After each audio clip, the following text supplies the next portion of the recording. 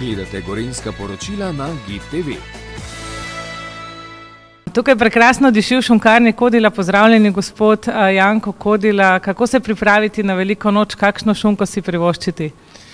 Vsekakor za veliko noč spada na mizo kuhana šunka. Kuhana šunka, to pomeni, da jo skuhamo, zraven podajemo hren pa ostale specialitete. Pri nas v šunkarni Kodila, se pravi, slovimo po teh šunkah, delamo tudi ostale šunke. Prekmurska šunka je sušena šunka, potem imamo tunko, to je pečena šunka, ki se da v zaseku, in čeber, ki ga imenujemo tunka. Velikonočna šunka je pa pri nas suho soljena, to pomeni ne dodajamo vode pa drugih sredstev za vezavo vode. Vse meso suho solimo 4 tedne, potem klasično prekadimo na odprtem kurišču z bukovimi drvi in žegovino in seveda potem pokuhamo.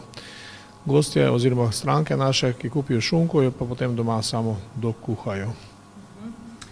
Kakšne mesnine pa še drugače vse priporočate? Ja, gledajte, mi imamo tudi, bi rekel, se ukvarjamo z predelavo ne samo klasičnih šunk, ki so, bi rekel, od naših rejcev. Mi imamo 7 rejcev, ki pitajo prašiče za nas, ker surovina je zelo pomembna za kvaliteten izdelek. To pomeni, da so prašiči počasni, pitani na višjo težo, 140 do 160 kg. Zraven pa tudi določene mesnine imamo od prašičev, ki so drugačni, to pomeni krško-poljski prašiči, mangolica prašiči ali pa prašiči, ki so po 2, po 3 leta stari, se pravi, da so res zrele mesnine, kjer potem načeloma naša filozofija je slogan: ko veš, kaj ješ, meso, sol in začimba. Našim izdelkom ne dodajamo nobenih sredstev za nekih kemij in pa dodatkov za poboljšanje kalkulacij. Ljudje si lahko pridejo vašo šunkarno tudi ogledati, drugače ste pa dosegljivi tudi kar že na Gorenskem in povsod po Sloveniji. Tako je, naše izdelke prodajamo po celi Sloveniji, po večjih trgovskih verigah.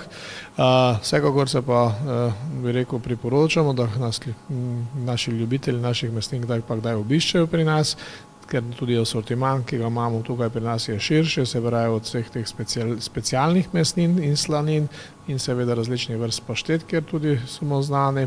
Poleg tega pa si lahko ogledajo naše zorilnice, imajo posebnost, da se zorijo šunke v prostorih, ki so obdani z ilovnatimi ometi, so pod slamnato streho.